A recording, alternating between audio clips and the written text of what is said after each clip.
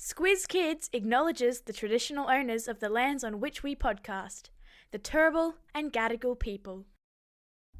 Squiz Kids! It's your daily news fix. Fun, free, fresh.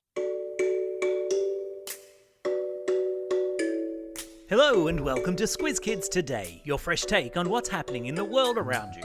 I'm Bryce Corbett. It's Wednesday, March 8. In Squiz Kids Today, bumper crop for Aussie farmers, Botox for burpers, clamping down on TikTok and celebrating International Women's Day. That's what's making news, kids style.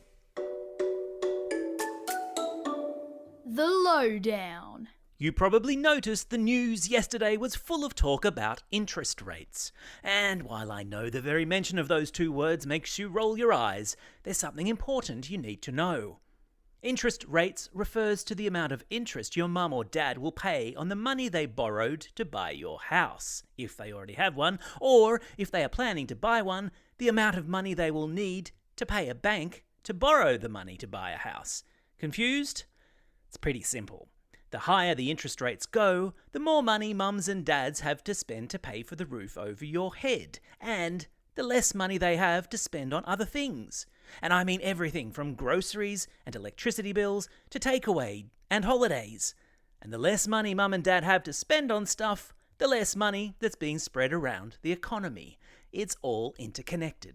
So yes, while it might sound boring, it's really important.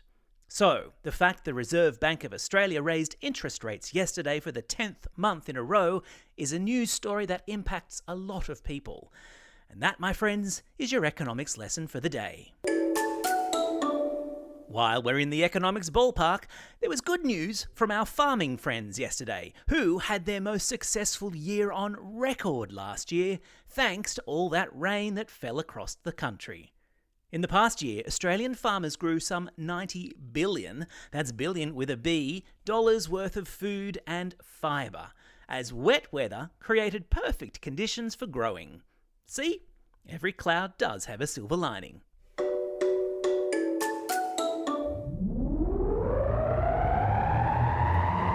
Spin the globe. Each day we give the world globe a spin and find a news story from wherever it stops. And today we've landed everywhere. And that's because March 8 is International Women's Day.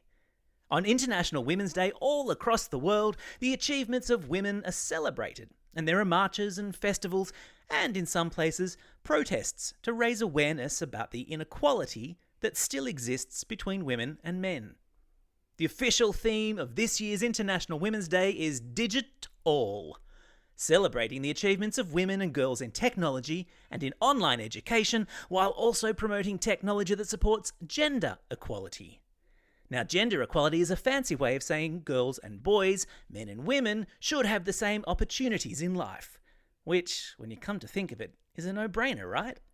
But, is there an International Men's Day, I hear you ask? Although it hasn't been officially recognised by the United Nations, more than 80 countries celebrate the positive value men bring to the world, their families and communities on November 19. So, make sure you say a big thank you to all of the wonderful women in your life today. You literally wouldn't be here without them. Weird science. Has an adult ever told you to stop burping? Well, they should be thankful that you can, because there are some people who haven't been able to burp ever, up until now. A recently identified condition called RCPD for short is responsible for not being able to burp. You see, there's a muscle that forms a loop around your esophagus. That's the tube that connects your throat to your stomach.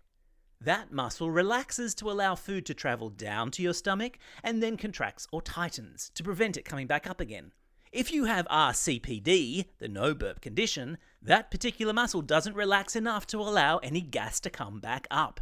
And that's not good, because if you don't burp, the whole digestive system, stomach, intestines and bowel fill with gas and they stretch. And that is very painful and results in what we call excessive flatulence, which is a fancy word for farts. Because all that gas has got to come out somewhere, right? But now, an unlikely hero has emerged in the form of a tiny bacterium called Clostridium botulinum. The toxin produced by these bacteria paralyzes the muscles. Maybe you've heard of Botox. When doctors inject Botox into the troublesome muscle, it relaxes just enough to allow the sufferer the relief of a great big belch. That's better.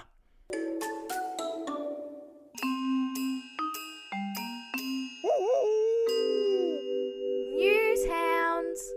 Every Wednesday, Squizzy the Newshound sticks his snout into Squiz Kids HQ to report back on fishy goings-on he's sniffed out on the internet. And this week, his nose has been twitching overtime in response to the news that the Australian government has banned the downloading of TikTok onto its devices.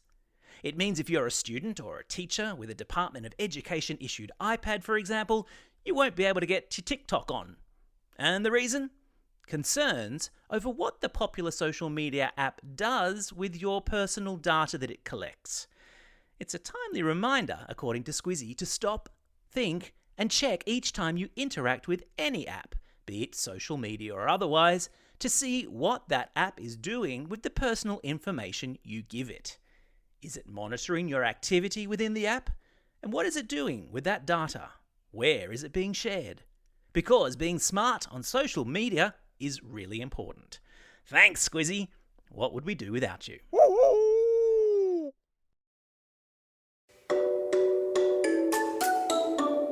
Time for the quiz. This is the part of the podcast where you get to test how well you've been listening. Question number 1. What noisy bodily function is the sign of a healthy gut and a properly functioning esophagus? Yeah, of course, it's the burp. Question number 2. What did the Reserve Bank raise yesterday for the 10th month in a row? Yeah, that's right, it raised interest rates. Question number 3. What international day is celebrated around the world today? Yeah, well done. It's International Women's Day.